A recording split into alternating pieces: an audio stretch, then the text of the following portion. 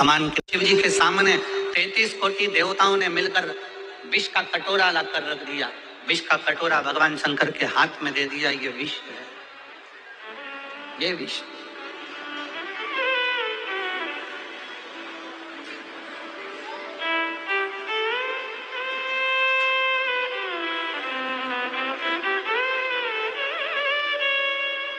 और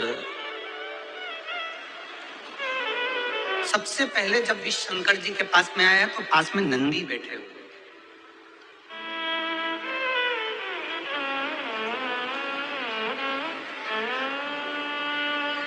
शंकर जी के सम्मुख में नंदी बैठे थे। जैसे ही देवता विष का कटोरा लेकर आए तो नंदी उठकर खड़े हो गए। नंदी उठे, खड़े हुए, और नंदी ने पूछा ये क्या है, इसमें, इस पात्र में क्या है,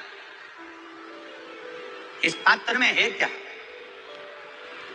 आप सबको मालूम होगा, आप सबके स्मरण में होगा कि शंकर भगवान को जब धतूरा चढ़ाया जाता है, धतूरा देखा है आप लोगों ने? जम के बोलो जरा, देखा है? तो कांटे कांटे होते हैं। शंकर भगवान को जब भी धतूरा चढ़ाया जाता है, शिव जी को जब भी धतूरा दिया जाता है, तो धतूरा चढ़ाते समय नंदीकेश्वर शिव का नाम लिया जाता है। बेलपत्री आप चढ़ा रहे हैं, आप जो भी जप करें, स्मरण करें, वो आपके ऊपर है। आप चावल चढ़ा रहे हैं, वो आपके ऊपर निर्भर है।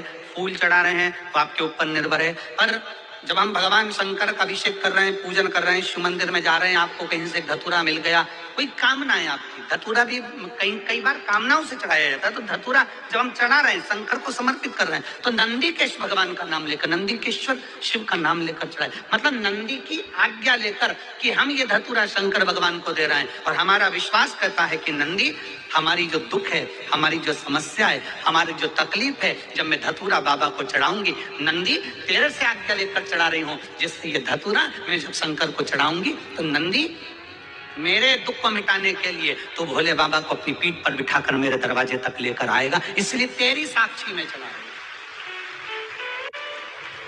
रही है, धतूरा में तेरी साक्षी में दे रही।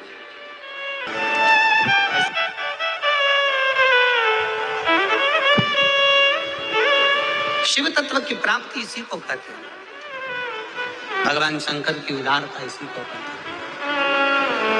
शिव जी के पास में, भगवान शंकर के पास में विष का कटोरा पहुंचा है।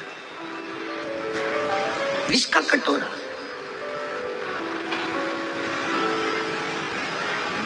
और जब भोलेनाथ जी के पास में विष का कटोरा आया, शंकर भगवान के पास में जब विष का कटोरा पहुंचा, तो सबसे पहले नंदी ने पूछा, सबसे पहले नंदी पूछ रहा है। नंदी ने विचार किया, क्या है इसमें? कहा, देवताओं ने कहा इसमें विष भरा हुआ है, विष भरा, विष।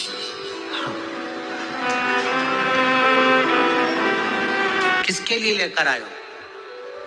कौन पिएगा ये? देवताओं ने कहा ये विष हम भगवान शंकर के लिए लेकर आए। शिव पिएंगे? हाँ।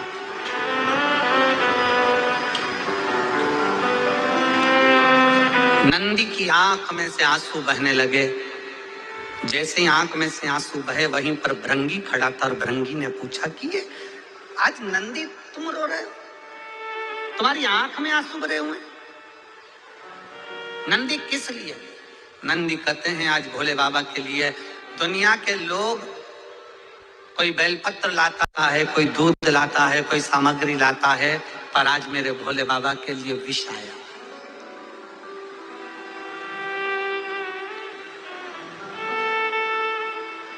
आज मेरे शंकर के लिए विष आया। भृंगी ने मुस्कुराते हुए कहा, नंदी किस बात के लिए रोना? वो शिव है, देव अधिदेव महादेव है।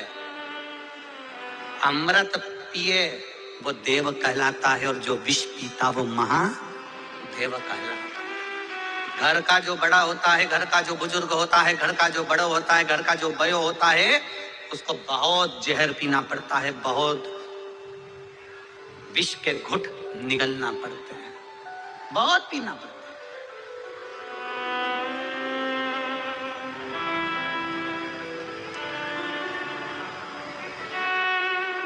दुख झेलना पड़ता है। घर का बड़ा जो होता है ना, घर का जो बुजुर्ग होता है, मेरा सभी माताओं से निवेदन है, मेरे घर के बुजुर्गों से निवेदन है, मेरे मेरे सम्मुख में बैठे हुए माता पिताओं से निवेदन है कि एक बात अपने भीतर उतार लो।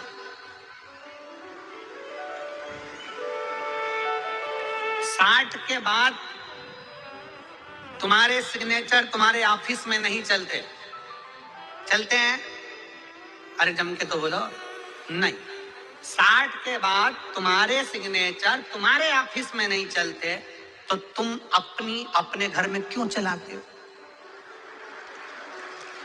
60 के बाद अपने भीतर एक बात अंदर उतार के रखो कि 60 के बाद मुझे ऐसे रहना है जैसे अपने घर में एक बच्चा रहता है, सबसे व्यवहार बनाकर, सबसे प्रेम रखकर, किसी को टोकना नहीं है, किसी को अपशब्द कहना नहीं है, किसी को ताने देना नहीं है। अपनी चिड़चिड़ प्रवृत्ति, अपने भीतर का क्रोध, अपने भीतर का चिड़चिड़पन मुझे आज कथा के पंडाल में छोड़ देना है, और घर जाऊंगी तो ऐसी जाऊंगी जैसे निर्मल हृदय से जाते।